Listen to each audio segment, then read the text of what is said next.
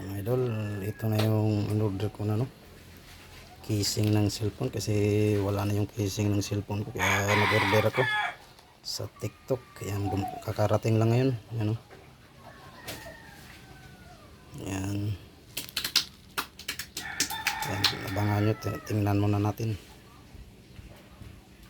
Yan mga idol, oh, ito yung casing na in-order ko, si NBA logo, Allen Iverson. Yan, oh.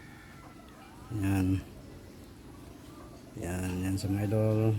Ito yung idol ko, na isa rin tong idol ko sa NBA, si Allen Iverson.